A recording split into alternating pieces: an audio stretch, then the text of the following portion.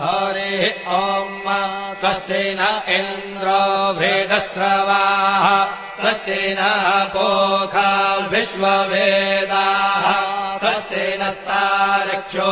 अरिष्टनेमिः स्वस्ति नो बृहस्पतिर्दधातु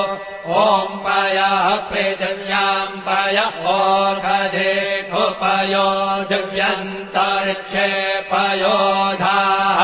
पयस्वतेः प्रदिशः सन्तु मह्यम् ॐ विष्णोररागमसि विष्णोः